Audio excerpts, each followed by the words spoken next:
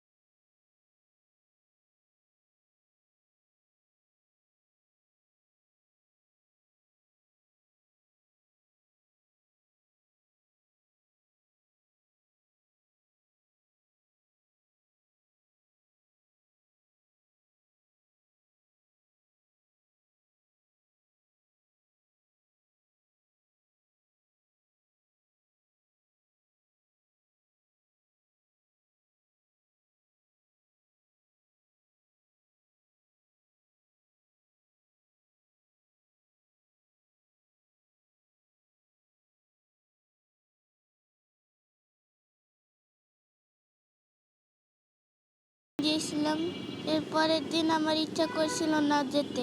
ওই পোড়া বা ধ্বংসস্তূপের মধ্যে থেকে কেউ একজন পেয়েছে এটা। তো আমি দেখলাম যে অনেক ধরনের রিউমার হচ্ছে স্কুলে যাওয়ার জন্য পাগল। তো যথারীতি ওই দিনও একদম রেডি হওয়ার পর ও নিজে থেকেই বলতেছে ওর আম্মুকে যে আজকে আমার শরীরটা ভালো লাগছে না, মন টানতেছে না যাওয়ার জন্য। তো কী বলবো ভাই, আল্লাহর কাছে আসলে শুকরিয়া আদায় করে শেষ করা যাবে না যে আল্লাহ এমন একটা রহমত নাজিল করেছেন আমাদের উপরে। কিন্তু খারাপ লাগে ওর সাথে এখন ও মানে একদম টোটালি একটা ট্রমার মধ্যে আছে। ওর সাথে তো কেউ নাই, ও কার সাথে, ইভেন ওর যতদূর শুনেছি ওর ম্যাডামও বেঁচে নেই। স্কুলের পাশের সবুজ ঘাসে বসেই গল্প করছিল ছোট্ট সোনামণিরা। তাদের গল্পে যোগ দিয়ে জানলাম গল্পগুলো পুড়ে যাচ্ছে, উড়ে যাচ্ছে প্রাণ সুতোর ওপারে। একটা বিমান আসছে, এসে ভিতরে একদম ঢুকে গেছে, অনেক ছাত্র মারা গেছে, পুড়ে গেছে। আমি যেদিন এটা ঘটনা ঘটছে সেদিন আমি রাতে ঘুমাতে পারি না। আমার অনেক ভয় লাগছিল আর মন খারাপ হয়েছিল। এত এত প্রাণ, তবুও কি নিরাপদ হবে এই জনাকীর্ণ নগর? Hasan Mahmud, NTV news, Dhaka. গভীর রাতে হাসপাতালে গিয়ে স্বাস্থ্য পরীক্ষার শেষে বাসায় ফিরেছেন বিএনপি চেয়ারপারসন বেগম খালেদা জিয়া। দলটির মিডিয়া সেলের পক্ষ থেকে জানানো হয়, গতরাত 1:15টার পর গুলশানের বাসভবন ফিরোজা থেকে এভার কেয়ার হাসপাতালে যান বেগম খালেদা জিয়া। নিয়মিত স্বাস্থ্য পরীক্ষার অংশ হিসেবে তাকে হাসপাতালে নেওয়া হয়। পরীক্ষা নিরীক্ষা শেষে রাত 2:52 তিনি গুলশানের বাসায় পৌঁছান। চলতি বছরের 8 জানুয়ারি উন্নত চিকিৎসার জন্য খালেদা জিয়াকে লন্ডনে নিয়ে যাওয়া হয়। দীর্ঘ 4 মাস পর গত 6 মে যুক্তরাজ্যের লন্ডন থেকে চিকিৎসা শেষে তিনি দেশে ফেরেন। দেশে ফেরার পর দ্বিতীয় দফায় হাসপাতালে নেওয়া হলো তাকে। সবশেষ গত 19 জুন খালেদা জিয়া স্বাস্থ্য পরীক্ষার জন্য এভার কেয়ার হাসপাতালে গিয়েছিলেন। তখন থেকে তিনি এভার কেয়ার হাসপাতালের মেডিকেল বোর্ডের তত্ত্বাবধানে রয়েছেন। আন্তর্জাতিক। সম্প্রতি অবৈধ অভিবাসীর ধোঁয়া তুলে অনেক বাঙালি মুসলিমকে দেশ থেকে বের করে দিয়েছে ভারত। এই কাজে যথাযথ প্রক্রিয়া অবলম্বন করেনি নয়াদিল্লি। বুধবার মানবাধিকার সংস্থা হিউম্যান রাইটস ওয়াচ এ তথ্য জানিয়েছে। সংস্থাটি জানায়, বহিষ্কারের শিকার হওয়াদের মধ্যে এমন অনেক ভারতীয় নাগরিক রয়েছেন যারা বাংলাদেশ সীমান্তবর্তী ভারতের বিভিন্ন প্রদেশের বাসিন্দা। বিস্তারিত জানাচ্ছেন ফারুক হোসেন।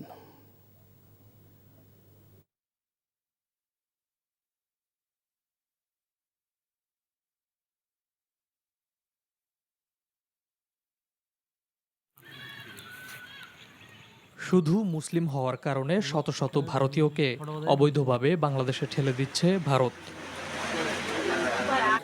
বিজিবি জানায়, গত 7 মে থেকে 15 জুনের মধ্যে 1,500-এর বেশি মুসলিমকে বাংলাদেশে ঠেলে দিয়েছে ভারত, যাদের মধ্যে নারী, শিশু এবং রোহিঙ্গারাও রয়েছেন। বিজেপি শাসিত রাজ্য আসাম, উত্তরপ্রদেশ, মহারাষ্ট্র, উড়িষ্যা ও রাজস্থান প্রশাসন মুসলিমদের ধরে সীমান্তরক্ষীদের হাতে তুলে দেয়। এরপর তাদেরকে বিভিন্ন সীমান্ত দিয়ে বাংলাদেশে পাঠিয়ে দেওয়া হয়। কিছু ক্ষেত্রে ভারতীয় সীমান্তরক্ষী বাহিনীর মারধর ও হুমকির শিকার হয়েছেন তারা।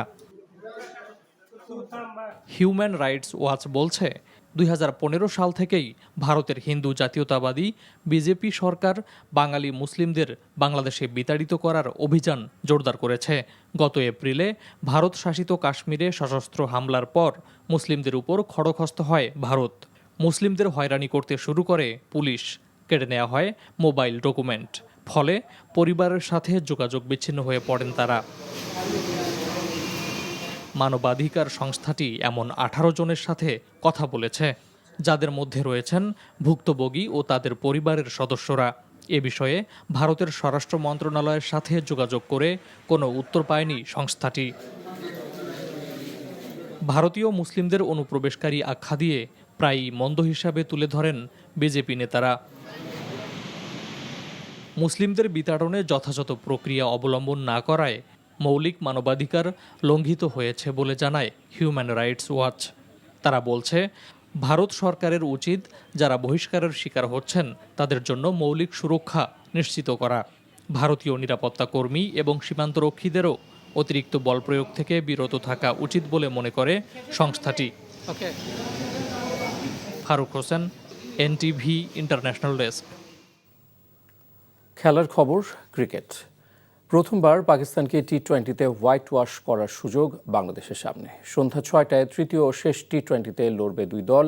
তার আগে সুখবর পেলেন মুস্তাফিজুর রহমান। আইসিসির প্রকাশিত সাপ্তাহিক র্যাঙ্কিংয়ে 17 ধাপে গিয়েছেন তিনি। এতে শীর্ষ 10-এ জায়গা পেয়েছেন বাংলাদেশি পেসার। ভারতীয় পেসার অর্শদীপ সিং এর সঙ্গে যৌথভাবে 9 নম্বরে আছেন কাটার মাস্টার। দ্বিতীয় টি-20তে 6 বলে 13 রানের সমীকরণে বোলিংয়ে এসে প্রথম বলে 4 হজম করেন মুস্তাফিজ। তবে ফিরতি বলেই আহমেদ দানিয়েলকে আউট করে বাংলাদেশকে সিরিজ জয়ের মুহূর্ত এনে দেন বাঁহাতি পেসার। দ্বিতীয় টি-20তে একটি উইকেট পেলেও রানের চাকায় ঠিকই লাগাম টানেন তিনি। প্রথম ম্যাচে বাংলাদেশের হয়ে বোলিং কোটা পূর্ণ করে সবচেয়ে কম 6 রান দেওয়ার রেকর্ড করেন। এশিয়ান ক্রিকেট কাউন্সিল এসিসির বার্ষিক সাধারণ সভা আজ অনুষ্ঠিত হবে ঢাকায়। প্রথমবারের মতো এসিসির সভার আয়োজক বাংলাদেশ। বয়কটের হুমকি দিলেও শেষ পর্যন্ত অনলাইনে যুক্ত হচ্ছে ভারত। এসিসি ও পাকিস্তান ক্রিকেটের প্রধান মহসিন নাকভি গতকাল ঢাকায় আসার মধ্য দিয়ে সব প্রস্তুতি সম্পন্ন করেন। শুধু ভারত নয়, শ্রীলঙ্কা ও আফগানিস্তানের অংশগ্রহণ নিয়ে শঙ্কা ছিল, তাদের নিয়েও শঙ্কা কেটে গেছে। 5 টেস্ট খেলুড়ে দেশ ও সহযোগী 20 দেশ সহ মোট 25 দেশ নিয়ে এই সভা হচ্ছে। সভায় প্রধান এজেন্ডা সেপ্টেম্বরে শুরু হতে যাওয়া এশিয়া কাপ। কিন্তু পাকিস্তান আয়োজক দেশ ভারতে সফর করবে না, ফলে এই টুর্নামেন্ট হতে পারে আরব আমিরাতে। সমালোচিত সাবেক প্রধান বিচারপতি এবিএম খায়রুল হককে গ্রেফতার করেছে পুলিশ। তার বিরুদ্ধে সংবিধানের 13শ সংশোধনী বাতিলের রায় পরিবর্তন ও জালিয়াতির অভিযোগ রয়েছে। ত্রাণ তহবিলের অর্থে ব্যয়বহুল চিকিৎসা করেও সমালোচিত হন তিনি। সকালে ধানমন্ডির একটি বাসা থেকে তাকে গ্রেফতার করা হয়। তাকে মিন্টো রোডে ডিবি কার্যালয়ে রাখা হয়েছে। তার বিরুদ্ধে 3টি মামলা রয়েছে। হাসান মাহমুদের রিপোর্ট। দেশের 49তম প্রধান বিচারপতি এবিএম খায়রুল হক 2010 সালের 1 অক্টোবর থেকে 2011 সালের 17 মে পর্যন্ত প্রধান বিচারপতি হিসেবে দায়িত্ব পালন করেন খায়রুল হক। তার নেতৃত্বাধীন আপিল বেঞ্চ 2011 সালের 10 মে সংবিধানের 13শ সংশোধনী বাতিল করে রায় দেয়। তার মধ্য দিয়ে তত্ত্বাবধায়ক সরকার ব্যবস্থা অবৈধ হয়ে যায়। খায়রুল হক অবসরে যাওয়ার পর 2013 সালের 23 জুলাই তাকে 3 বছরের জন্য আইন কমিশনের চেয়ারম্যান হিসেবে নিয়োগ দেওয়া হয়। এই মেয়াদ শেষে কয়েক দফা কমিশনের চেয়ারম্যান হিসেবে তাকে পুনর্নিয়োগ দেওয়া হয়। বিচারপতিদের বেলায় বিরাগের মধ্যে যদি চলে আসে, তাহলে সে জজ সাহেবের পজিশনটাই বা কি হবে? দুর্নীতি ও রায় জালিয়াতির অভিযোগে গত 27 আগস্ট তাঁর বিরুদ্ধে শাহবাগ থানায় মামলা করেন সুপ্রিম কোর্টের এক আইনজীবী। এর আগে 25 আগস্ট খায়রুল হকের বিরুদ্ধে নারায়ণগঞ্জের ফতুল্লা থানায় মামলা করেন নারায়ণগঞ্জ জেলা আইনজীবী সমিতির সাবেক সভাপতি। মামলায় সংবিধানের 13শ সংশোধনী বাতিলের রায় পরিবর্তন এবং জালিয়াতির অভিযোগ আনা হয়। জুলাই অভ্যুত্থানে 5 আগস্ট আওয়ামী লীগ সরকারের পতন হলে 13 আগস্ট আইন কমিশন থেকে পদত্যাগ করেন ABM Khairul Haque. Hasan Mahmud, NTV news, Dhaka. Dubai থেকে 287 যাত্রী নিয়ে আসা বিমানের BG-148 ফ্লাইটটি চট্টগ্রাম থেকে ঢাকা যাওয়ার পথে যান্ত্রিক ত্রুটির কারণে পুনরায় চট্টগ্রামে ফিরে গেছে। সকাল 7:15 বাংলাদেশ বিমান এয়ারলাইন্সের ফ্লাইট BG-148 বিমানটি দুবাই থেকে চট্টগ্রাম শাহ আমানত আন্তর্জাতিক বিমানবন্দরে যাত্রী নিয়ে আসে। চট্টগ্রামে ল্যান্ড করার পর 287 জন যাত্রী নিয়ে 8:37 ঢাকার উদ্দেশ্যে শাহ আমানত বিমানবন্দর ছেড়ে যায়। উড়ার কিছু পর 9:45টার দিকে বিমানটি যান্ত্রিক ত্রুটির কারণে পুনরায় চট্টগ্রামে ফিরে যায়। পরেও যাত্রীদের বিমান বাংলাদেশ এয়ারলাইন্সের আরেকটি ফ্লাইট BG-122-তে করে ঢাকায় পাঠানো হয়।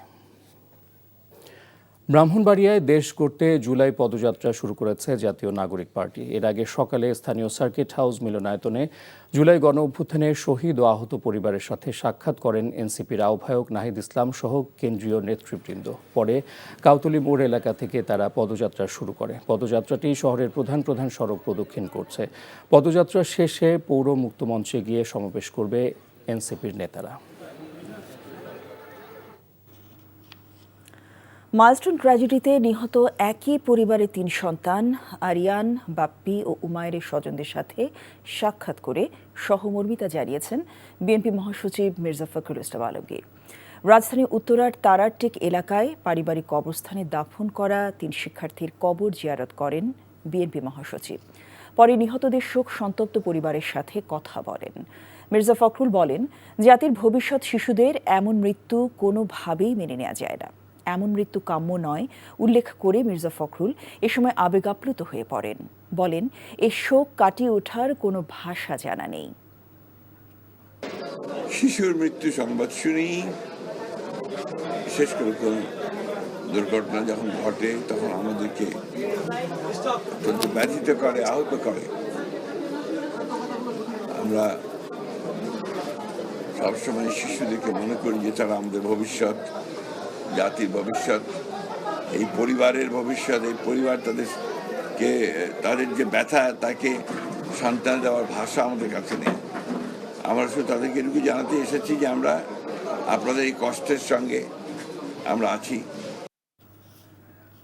সরকারি কর্মকর্তা কর্মচারীদের নতুন বেতন কাঠামো নির্ধারণের জন্য পে কমিশন গঠন করা হয়েছে। এই কমিশনে প্রধান করা হয়েছে সাবেক অর্থ সচিব জাকির আহমেদ খানকে।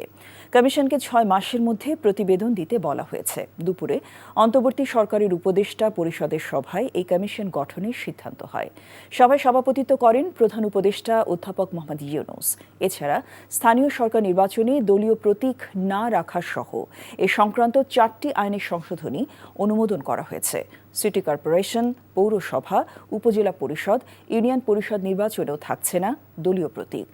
মাইলস্টোন স্কুলে বিমান দুর্ঘটনায় নিহত 2 জন শিক্ষককে রাষ্ট্রীয় সম্মাননা প্রদানের সিদ্ধান্ত নেওয়া হয়েছে এই বৈঠকে। গ্রেফতার হওয়া সাবেক প্রধান বিচারপতি খায়রুল হকের দৃষ্টান্তমূলক শাস্তি দাবি করেছেন বিএনপি মহাসচিব মির্জা ফখরুল ইসলাম আলমগীর। দলের চেয়ারপারসনের গুলশান কার্যালয়ে সাংবাদিকদের সাথে আলাপকালে তিনি এ দাবি জানান। যে বাংলাদেশের একজন বড় শত্রু, যিনি বাংলাদেশের একটা বিশাল ক্ষতি করেছেন একটা বিরাট পদে থেকে, এবং সেই পদ থেকে তিনি বাংলাদেশের ভাগ্য নির্ধারণ করার একটা ব্যাপারে দায়িত্ব ছিলেন, সেখানে তুমি সেই জায়গায় প্রতারণার আশ্রয় নিয়েছেন, জনগণের সঙ্গে প্রতারণা করেছেন, রাষ্ট্রের সঙ্গে প্রতারণা করেছেন। সাবেক বিচারপতি খায়রুল হক সাহেব যে রায়টা তিনি শর্ট দিয়েছিলেন, সেটাও আমরা মনে করি যে এই রাষ্ট্রের বিরুদ্ধে গেছে। বিলম্বে হলেও যে এতদিন পরে তার বিরুদ্ধে যে ব্যবস্থা গ্রহণ করেছে সরকার, সেই জন্য সরকারকে আন্তরিক ধন্যবাদ। দৃষ্টান্তমূলক শাস্তি হওয়া উচিত, যাতে ভবিষ্যতে কেউ ওই জায়গাটাতে বসে আর সেই জায়গার ব্যবহার করে রাষ্ট্রের ক্ষতি করতে না পারে। 5 আগস্টের মধ্যে জুলাই সনদ বাস্তবায়ন করতে যা যা করা দরকার এনসিপি তাই করবে বলে মন্তব্য করেছেন দলের আহ্বায়ক নাহিদ ইসলাম। দুপুরে ব্রাহ্মণবাড়িয়া পৌর মুক্ত মঞ্চে আয়োজিত পথসভায় তিনি কথা বলেন। স্বৈরাচার পতনের আন্দোলনে ব্রাহ্মণবাড়িয়ার জনগণের অগ্রণী ভূমিকা ছিল বলেও মন্তব্য করেন তিনি। দলের শীর্ষ নেতারা এ সময় বক্তব্য রাখেন। এর আগে সকালে স্থানীয় সার্কিট হাউস মিলনায়তনে জুলাই গণ অভ্যুত্থানে শহীদ ও আহত পরিবারের সাথে সাক্ষাৎ করেন এনসিপির আহ্বায়ক নাহিদ ইসলাম সহ কেন্দ্রীয় নেতৃবৃন্দ। পরে কাউতলী মোড় এলাকা থেকে তারা পদযাত্রা শুরু করেন। বাড়তি শুল্ক নিয়ে যুক্তরাষ্ট্রকে ফের বৈঠকের অনুরোধ জানিয়েছে বাংলাদেশ। এতে সাড়া দিয়ে দেশটি শুল্ক কমাবে বলে আশা বাণিজ্য উপদেষ্টার। সচিবালয়ের সাংবাদিকদের তিনি কথা বলেন। আমাদের জন্য যেরকম প্রয়োজন যুক্তরাষ্ট্রের জন্যও প্রয়োজন। যুক্তরাষ্ট্র এবং আমরা এই বিষয়ে আমাদের কর্মকাণ্ড কোনো স্থবিরতা নেই, আমাদের কর্মকাণ্ড যথেষ্ট গতিশীলতার সাথে আগাচ্ছে এবং আমরা আমাদের অবস্থানগুলোকে মানে সঠিকভাবে তুলে ধরেছি। সক্ষমতার ভিত্তিতে আমাদের যা করণীয় সেই তুলে ধরার পরিপ্রেক্ষিতে আমরা এখন ওনাদের থেকে যেটা বলেছে আমন্ত্রণের অপেক্ষায় আছে, আমন্ত্রণ পেলেই চলে যাব। মাইলস্টোন স্কুল অ্যান্ড কলেজে বিমান বিধ্বস্তের ঘটনায় ডিএনএ টেস্টে 5 মরদেহের পরিচয় শনাক্ত হয়েছে। এদিকে বিমান বিধ্বস্তের ঘটনায় আরও একজনের মৃত্যু হয়েছে। এ নিয়ে মৃতের সংখ্যা বেড়ে দাঁড়িয়েছে 33 জনে। শরীর পোড়ার ধকল নিয়ে 3 দিন ঢাকা মেডিকেলের আইসিইউতে থাকার পর মারা গেছে শিক্ষার্থী মাহতাবউদ্দিন। ঘটনার দিন শরীরের বেশিরভাগ জায়গা পুড়ে যায় তার। গায়ে পোড়া কাপড় নিয়ে হাঁটতেও দেখা গিয়েছিল মাহতাবকে। এদিকে বিমান দুর্ঘটনায় আহতদের চিকিৎসা প্রদানে জাতীয় burn and plastic surgery institute পরিদর্শন করেছেন ভারতীয় বিশেষজ্ঞ চিকিৎসক প্রতিনিধি দল। সকালে 2 ঘণ্টারও বেশি সময় ধরে তারা ইনস্টিটিউটে রোগীদের পর্যবেক্ষণ এবং চিকিৎসকদের সঙ্গে বৈঠক করেন। ভারতের নয়াদিল্লির রাম মনোহর লোহিয়া হাসপাতাল এবং সফদারজং হাসপাতালের অভিজ্ঞ চিকিৎসক ও নার্সদের নিয়ে গঠিত এই প্রতিনিধি দলটি গতরাতে ঢাকায় পৌঁছায়। বার্ন প্লাস্টিক সার্জারিতে দেশটির শীর্ষস্থানীয় এই 2 প্রতিষ্ঠানের 2 জন চিকিৎসক ও নার্স সহ 4 জনের প্রতিনিধি দল ঢাকায় পৌঁছেছে। এদিকে জাতীয় বার্ন অ্যান্ড প্লাস্টিক সার্জারি ইনস্টিটিউটে সিঙ্গাপুরের চিকিৎসকরাও রোগীদের পর্যবেক্ষণ করছেন। এছাড়া সরকারের আহ্বানে সাড়া দিয়ে সন্ধ্যায় দেশে আসার কথা রয়েছে 5 সদস্যের চীনের একটি বিশেষজ্ঞ চিকিৎসক দলের। ইনস্টিটিউটটিতে ক্রিটিক্যাল ক্যাটাগরিতে 8, সিভিয়ার 13, ইন্টারমিডিয়েটে 23 সহ মোট 45 জন রোগী বর্তমানে চিকিৎসাধীন রয়েছে, যাদের মধ্যে অধিকাংশের বয়সী 9 থেকে 14 বছর। আন্তর্জাতিক অপরাধ ট্রাইব্যুনালে আবেদনের প্রেক্ষিতে বৈষম্য বিরোধী ছাত্র আন্দোলনে পুলিশের গুলিতে নিহত হৃদয় হোসেনের লাশ প্রায় 1 বছর পর তুরাগ নদ থেকে উদ্ধার কাজ করছে ফায়ার সার্ভিস। সকাল থেকে ফায়ার সার্ভিসের ডুবুরি দল কড্ডা বাজার ব্রিজ এলাকা থেকে উদ্ধার কাজ শুরু করে। বিকেল 3টা পর্যন্ত চলে তাদের উদ্ধার কাজ। 5 অগস্ট বিকেলে বৈষম্য বিরোধী ছাত্র আন্দোলনে অংশগ্রহণকারী হৃদয়কে কোনাবাড়ি থানার সামনে প্রকাশ্যে গুলি করে হত্যা করা হয়। হত্যাকাণ্ডের ভিডিও ফুটেজ সামাজিক যোগাযোগ মাধ্যমে ছড়িয়ে পড়ে। 26 অগস্ট হৃদয় হোসেনের ভাই ইব্রাহিম বাদী হয়ে সাবেক মুক্তিযুদ্ধ বিষয়ক মন্ত্রী সহ 57 জনের নাম উল্লেখ করে এবং আরও অজ্ঞাত 3 শতাধিক ব্যক্তিকে আসামি করে হত্যা মামলা দায়ের করেন। এই ঘটনায় নিহতের বোন বাদী হয়ে আন্তর্জাতিক অপরাধ ট্রাইব্যুনালে একটি হত্যা মামলা দায়ের করেন। এই মামলায় কোনাবাড়ি থানার সাবেক ভারপ্রাপ্ত কর্মকর্তা আশরাফ উদ্দিন সহ 11 জনকে গ্রেফতার করা হয়। গ্রেফতারকৃতদের স্বীকারোক্তিতে তুরাগ নদে নিহতের মরদেহ উদ্ধার কাজ শুরু করা হয়। শরীয়তপুরের জাজিরায় পদ্মা সেতু প্রকল্প এলাকার রক্ষা বাঁধে ভাঙন দেখা দিয়েছে। বুধবার সন্ধ্যায় মঙ্গল মাঝি সাত্তার মাতবরঘাট ও বাজার সংলগ্ন এলাকায় এই ভাঙন দেখা দেয়। এতে 100 মিটার অংশ পদ্মা নদীতে বিলীন হয়ে যায়। দ্রুত ঘাট এলাকার 10টি দোকানপাট সরিয়ে নেওয়া হয়েছে। এ নিয়ে গত 15 দিনে বাঁধের 600 মিটার অংশ নদীতে বিলীন হয়েছে। এর ফলে 33টি ব্যবসা প্রতিষ্ঠান ও 15টি বসতবাড়ি নদী গর্ভে বিলীন হয়েছে। ভাঙনের আতঙ্কে আরও 50টি বসতঘর সরিয়ে নেওয়া হয়েছে। ঝুঁকিতে আছে বাজার ও ঘাট এলাকার আরও 240টি ব্যবসা প্রতিষ্ঠান। ভাঙন রোধে অস্থায়ীভাবে 500 মিটার এলাকায় বালু ভর্তি জিও ব্যাগ ফেলা হচ্ছে। এখন পর্যন্ত 1,32,000 জিও ব্যাগ ফেলা হলেও ভাঙন থামানো যাচ্ছে না। শরীয়তপুর পানি উন্নয়ন বোর্ডের নির্বাহী প্রকৌশলী তারেক হাসান বলেন, নদীতে এখন পানীয় স্রোত বেশি, এজন্য বিভিন্ন জায়গায় ভাঙন হচ্ছে।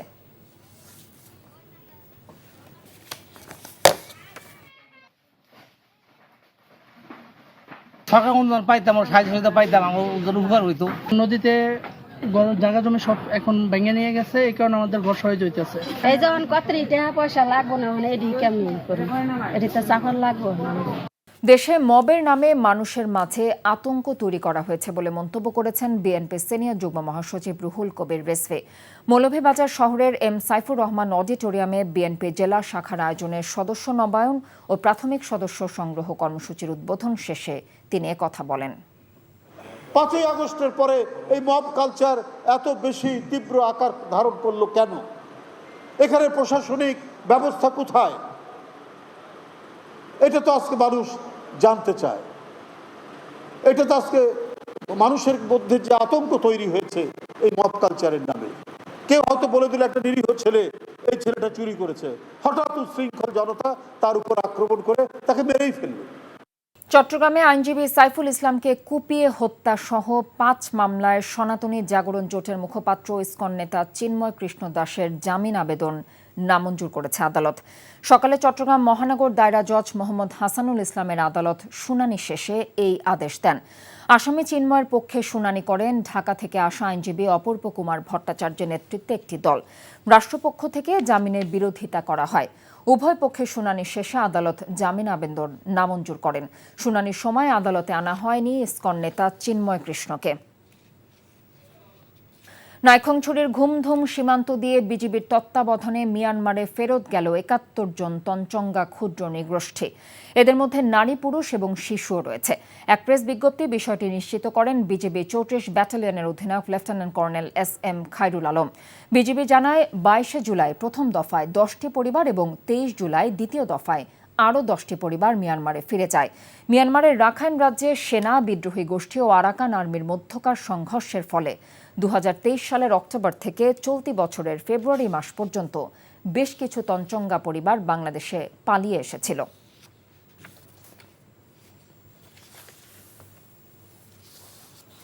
সাত দফা দাবিতে বরিশাল টেক্সটাইল ইঞ্জিনিয়ারিং কলেজের শিক্ষার্থীরা বিক্ষোভ মিছিল বস্ত্র মন্ত্রণালয়ের কুশপুত্তলিকা দাহ করেছে। সকালে কলেজ ক্যাম্পাসে শিক্ষার্থীরা আগামী সপ্তাহ থেকে আরও কঠোর কর্মসূচি পালনের হুঁশিয়ারি দেন। ২৩ জুলাই কলেজের প্রশাসনিক ভবনের প্রধান ফটকে তালা দিয়ে অনির্দিষ্টকালের জন্য শাটডাউন কর্মসূচি পালন করেছেন শিক্ষার্থীরা। একই দাবিতে ময়মনসিংহ ইঞ্জিনিয়ারিং কলেজের শিক্ষার্থীরা দাবি পূরণে ২৪ ঘণ্টার আলটিমেটাম দিয়েছে।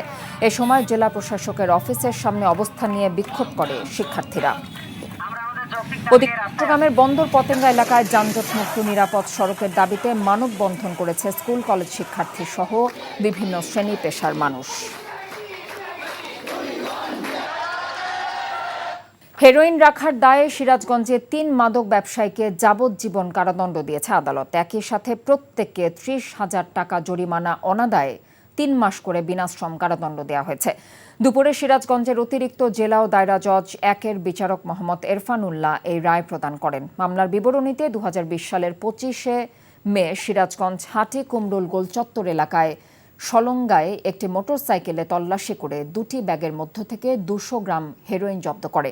গ্রেফতার করা হয় মাদক ব্যবসায়ী শাহাদাত হোসেন ও ডাবলুকে। অপরদিকে ২৮শে মে সলঙ্গা থানার ধোপকান্দি ব্রিজ এলাকায় একটি যাত্রীবাহী বাসে তল্লাশি চালিয়ে ২১০ গ্রাম হেরোইন সহ শ্রী নিমাই সিংকে গ্রেফতার করে র্যাব সদস্যরা। প্রায় ৯ ঘণ্টা পর স্বাভাবিক হয়েছে রাঙামাটির সাজেক সড়কের যান চলাচল। বৃষ্টির কারণে সকাল ৬টার দিকে অন্তত ৩টি স্থানে পাহাড় ধসের ঘটনায় বন্ধ হয়ে যাওয়া সড়কে যান চলাচল। পরে সড়ক থেকে মাটি সরিয়ে নেয়ার পর বিকেল ৩টায় স্বাভাবিক হয় যান চলাচল। সাজেকে আটকা পড়া পর্যটকদের বহনকারী গাড়িগুলো ফিরতে শুরু করেছে বলে নিশ্চিত করেছেন উপজেলা নির্বাহী কর্মকর্তা শিরিন আক্তার। তিনি জানিয়েছেন, দীঘিনালা ফায়ার সার্ভিস, সেনাবাহিনী ও বাঘাইছড়ি উপজেলা প্রশাসনের পক্ষ থেকে সড়কের মাটি সরানোর কাজ শুরু হবার পর সড়কটিতে যান চলাচল পুরোপুরি স্বাভাবিক হয়ে আসে।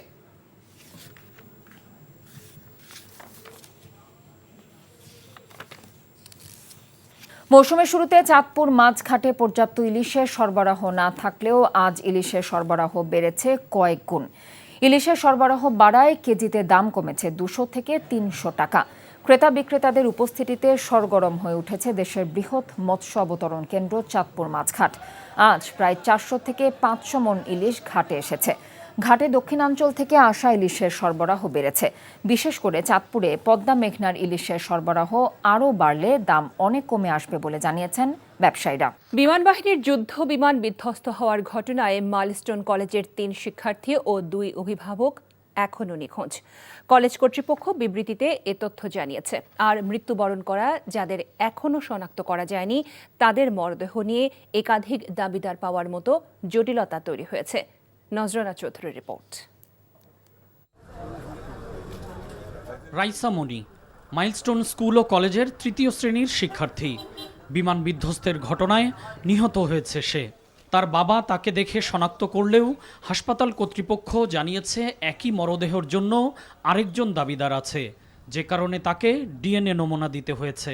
কানটা একটু ব্যতিক্রম, হরিণের মুখ একটু বাস করা, ওরা মই দেখেই সেন্সে যেটা আমাকে আরেকজন কে বললো।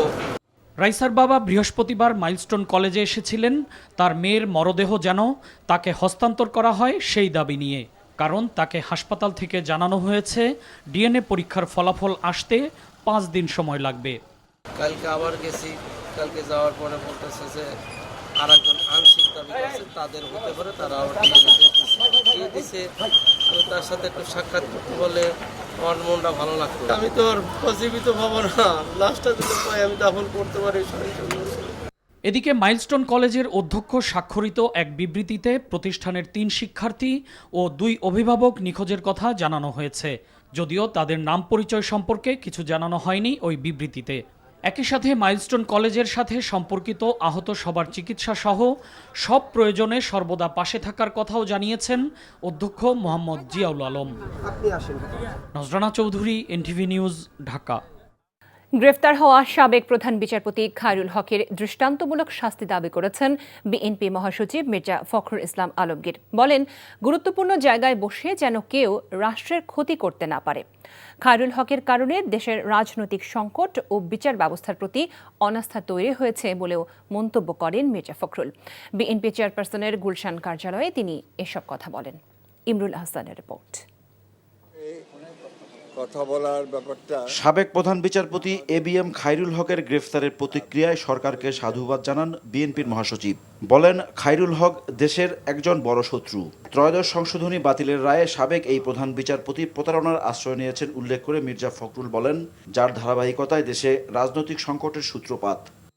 তত্ত্বাবধায়ক সরকারের ব্যাপারে যে রায় দিয়েছিলেন, শর্ট যে রায় দিয়েছিলেন সেটা, এবং তার পরবর্তীকালে যে আপনার পূর্ণাঙ্গ যে রায় মধ্যে আকাশ আর পাতাল তফাৎ ছিল, এবং সেই যে রায়টা তিনি শর্ট দিয়েছিলেন সেটাও আমরা মনে করি যে এই রাষ্ট্রের বিরুদ্ধে গেছে। ওনার রায়ের পরেই আমার যেটা হয়েছে সেটা হচ্ছে যে আপনার আমাদের তত্ত্বাবধায়ক সরকার বিধানটা বাতিল হয়েছে, পার্মানেন্ট করা হয়েছে, এবং যেটা বাংলাদেশের পরবর্তীকালের যত রকমের আপনার রাজনৈতিক সংকট তৈরি হওয়ার, সেই সংকটগুলো তৈরি হয়েছে এবং জাতি ক্ষতিগ্রস্ত হয়েছে। দ্বিতীয়ত হচ্ছে যে আপনার একটা মানে বিচার বিভাগ মানুষের আস্থা থাকে, সেই আস্থা জায়গাটাকে সম্পূর্ণভাবে তিনি ধ্বংস করেছেন শুধুমাত্র তার রাজনৈতিক চিন্তাভাবনা সেই কারণে। খায়রুল হকের উপযুক্ত শাস্তির দাবি জানান তিনি।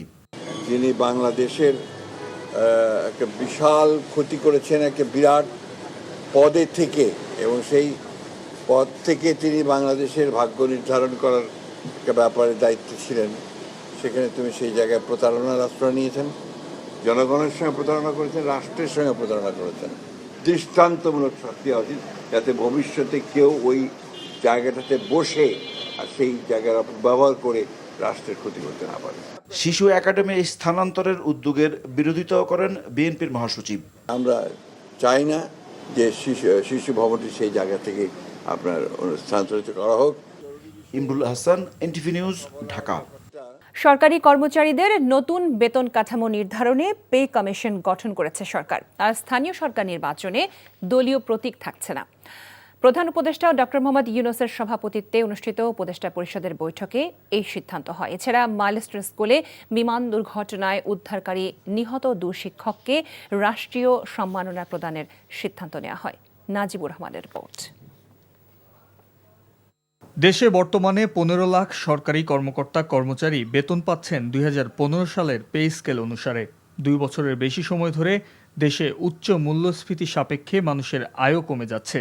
অন্তর্বর্তী সরকার দায়িত্ব নেওয়ার পর আলোচনায় আসে মহার্ঘ ভাতার বিষয়টিও। এমন প্রেক্ষাপটে উপদেষ্টা পরিষদের বৈঠকে নতুন পে কমিশন গঠন করা হয়। ইনফ্লেশন কারণে যেই বেতনের যে অ্যাডজাস্টমেন্ট সেটা এখনো ঠিকমতো হয়নি, সেই জন্য গভর্নমেন্ট মনে করেছে যে একটা পে স্কেল হওয়া উচিত, এবং এই পে স্কেলটা নেতৃত্ব করবেন ডক্টর জাকির আহমেদ খান, উনি ফর্মার ফিনান্স সেক্রেটারি ছিলেন। বৈঠকের বিষয়ে রাজধানীর ফরেন সার্ভিস একাডেমিতে ব্রিফিংয়ে এলজিআরডি উপদেষ্টা জানান, স্থানীয় সরকার নির্বাচনে দলীয় প্রতীক না রাখা সংক্রান্ত 4টি আইনের সংশোধনী অনুমোদন দেওয়া হয়েছে। যে ধারাগুলোর মাধ্যমে দলীয় প্রতীকের নির্বাচনের সিদ্ধান্ত হয়েছিল সেই ধারাগুলো আজকে বিলুপ্ত করার প্রস্তাব উত্থাপন করা হয়েছিল এবং সেটা উপদেষ্টা পরিষদে অনুমোদন করা হয়েছে। ফলে দলীয় প্রতীকে স্থানীয় সরকার নির্বাচনে অংশগ্রহণ করার আর কোনো সুযোগ নেই। আইন উপদেষ্টা জানান, ফৌজদারি কার্যবিধি সংশোধনে চূড়ান্ত অনুমোদন দেওয়া হয়েছে উপদেষ্টা পরিষদের সভায়। যে গ্রেফতার করবে যে পুলিশ অফিসার, তার ক্লিয়ার আইডেন্টিটি থাকতে হবে।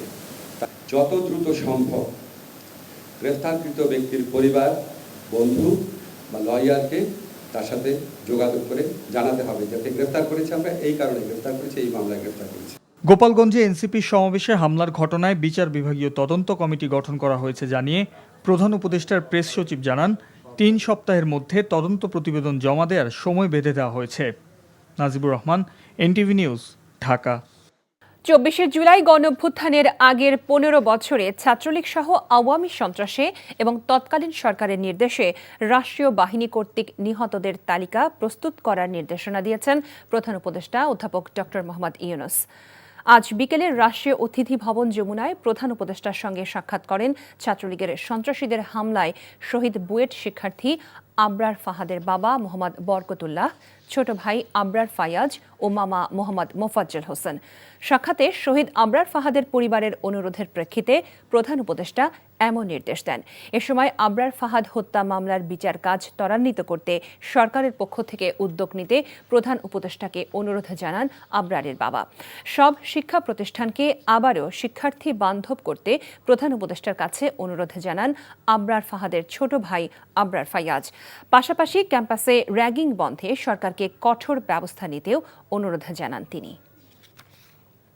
৫ আগস্টের মধ্যে জুলাই সনদ আদায় করতে যা যা করা দরকার এনসিপি তাই করবে বলে মন্তব্য করেছেন দলের আহ্বায়ক নাহিদ ইসলাম। দুপুরে ব্রাহ্মণবাড়িয়া পৌর মুক্ত মঞ্চে আয়োজিত পথসভায় তিনি কথা বলেন। পরে হবিগঞ্জে পদযাত্রা কর্মসূচি পালন করেছে জাতীয় নাগরিক পার্টি এনসিপি। জেলার সার্কিট হাউস থেকে পদযাত্রা করে টাউন হলে গিয়ে পথসভা করে দলটি। এ সময় দলের কেন্দ্রীয় নেতারা বক্তব্য রাখেন। এর আগে ব্রাহ্মণবাড়িয়ায় এনসিপির নেতারা বলেন, স্বৈরাচার পতনের আন্দোলনে ব্রাহ্মণবাড়িয়ার জনগণের অগ্রণী ভূমিকা ছিল। সকালে স্থানীয় সার্কিট হাউস মিলনায়তনে জুলাই গণঅভ্যুত্থানে শহীদ ও আহত পরিবারের সাথে সাক্ষাৎ করেন এনসিপির কেন্দ্রীয় নেতৃবৃন্দ। জাতীয় নাগরিক পার্টি সংস্কার বিচার নতুন সংবিধানের দাবিতে এগিয়ে যাবে। যে সকল রাজনৈতিক দল নিজেদের দলীয় অবস্থান থেকে সরে এসে সংস্কারের ঐক্যমতের পক্ষে কাজ করছেন, সে সকল রাজনৈতিক দলকে ধন্যবাদ জানাচ্ছি। ইনশাআল্লাহ আমরা জুলাই আগস্ট মাসের মধ্যে ৫ আগস্টের মধ্যে জুলাই সনদ এবং ঘোষণাপত্র আদায় করতে পারব। পররাষ্ট্র উপদেষ্টা তৌহিদ হোসেন বলেছেন, নিজেদের স্বার্থে জাতিসংঘের মানবাধিকার মিশন প্রস্তাব গ্রহণ করেছে বাংলাদেশ। পররাষ্ট্র মন্ত্রণালয় ব্রিফিংয়ে তিনি একথা বলেন। তাদের প্রস্তাবের উপরে তো আমরা যে একটা এগ্রিমেন্ট সই করে দিয়েছি তা না। আপনারা এটাও জানেন যে দীর্ঘ সময় নিয়েছি আমরা দীর্ঘ সময় নিয়েছি এবং আমাদের স্বার্থ যাতে ক্ষুণ্ণ না হয় সেটা দেখেই আমরা করেছি। দেখুন, বিশেষজ্ঞদের প্রতি আমার পূর্ণ শ্রদ্ধা আছে, তারা তো এটা বিভিন্ন প্রোজ এন্ড কনস সেটা বিবেচনা করবেন। তবে আমি বিশ্বাস করি, সরকার বিশ্বাস করে যে এটা বাংলাদেশের স্বার্থের বিরুদ্ধে যাবে না, পক্ষেই থাকবে। কেবল অপারেটর্স অ্যাসোসিয়েশন অব বাংলাদেশ কোয়াবের দ্বিবার্ষিক নির্বাচনে বিজয়ী হয়েছে সম্মিলিত পরিষদ। মোট ৩৩ সদস্য পক্ষের সবগুলোতে জয় পায় সম্মিলিত পরিষদ। কোয়াবের বর্তমান সভাপতি ABM সাইফুল সোহেল এর নেতৃত্বাধীন প্যানেলটিতে সর্বোচ্চ 426 ভোট পেয়েছেন রেজওয়ানুল করিম। রাজধানীর হাতের ঝিলে এলিট কনভেনশন হলে সকাল 9টা থেকে ভোট গ্রহণ শুরু হয়ে চলে বিকেল 4টা পর্যন্ত। কোয়াবের এই নির্বাচনে ভোটের সংখ্যা 610 জন। সম্মিলিত পরিষদ ও অগ্রযাত্রা পরিষদ নামে দুটি পৃথক প্যানেল থেকে মোট 38 জন প্রার্থী এই নির্বাচনে প্রতিদ্বন্দ্বিতা করেন। প্রার্থীরা জানান, বিশেষ করে কেবল ইন্ডাস্ট্রি ডিজিটালাইজেশনকরণ ও পাইরেসি বন্ধে কাজ করবেন নবনির্বাচিতরা।